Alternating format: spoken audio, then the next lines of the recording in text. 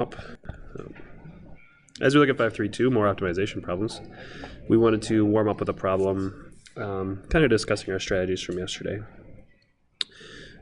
So our goal here is to come up with functions that represent the problem and then substitute into the function that we want to optimize.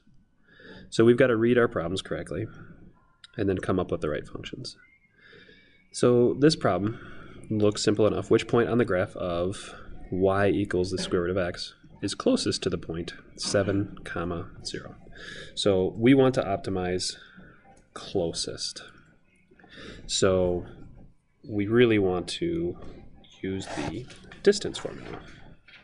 And our distance formula, if we don't have it memorized from geometry, is really just from the Pythagorean theorem. It is x minus x squared plus y minus y squared. And what I mean by that is any 2 points, x comma y, x comma y, this is your change in x, this is your change in y.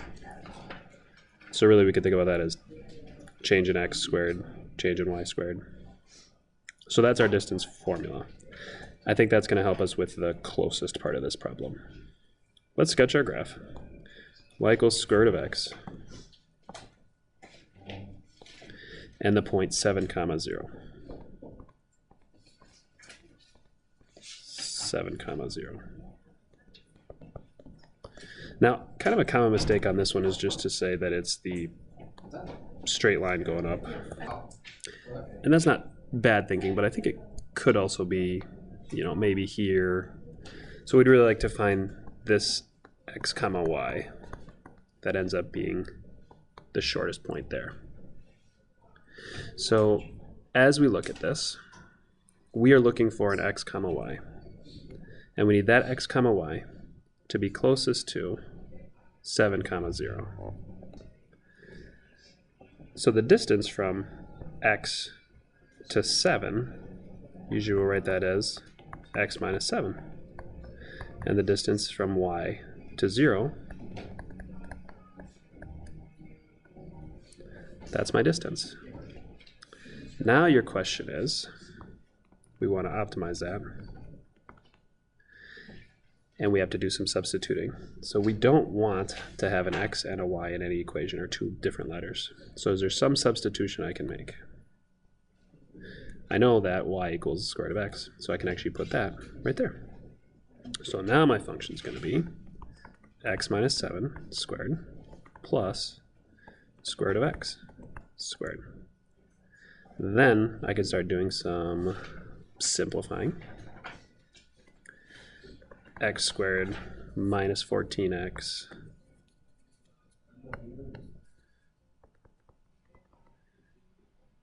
plus 49 plus x. So finally, I'm going to go ahead and put this right here. We'll start working with it. My distance function is officially square root of x squared minus 13x plus 49.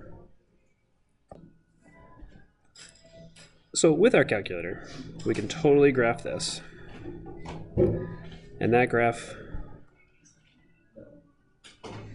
clearly has a minimum somewhere out here around, that 6, 7, 8 mark. But we definitely want to have the move to derive it. So let's go ahead and do that. The derivative of a square root is 1/2 x squared minus 13x plus 49 to the negative 1/2 times 2x minus 13. Now, we're kind of there actually. If I finish writing that with my negative square root at the bottom, I get 2 root x squared minus 13x plus 49 on the bottom. And my top is just 2x minus 13. So I found the derivative, and I want to find its minimum. So the great thing that we've talked about in class is when I set this equal to 0, I really don't have to worry about this at all, because that can never be 0. So the only thing that can be 0 is my numerator. So this problem ends up pretty easy. 2x minus 13 equals 0, so x equals 6.5. Now, maybe a little bit of justification.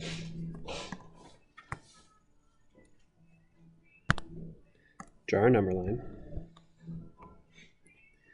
When I put in 6.5 into the derivative, I want to check a number, like if we check, let's say, 0. If I put a 0 up here, I get a negative number divided by what's going to always be a positive number. So I am decreasing. And if I put a bigger number in here, like say 10, I'm going to get a positive number divided by a positive number, which is positive. So my justification is I do go from decreasing to increasing. So I do have a minimum at the point x equals 6.5, comma, y equals square root of 6.5 is my closest point to 7, comma, 0. Keep this video, you're going to see problems similar to this. You definitely want to have the structure down to do optimization problems.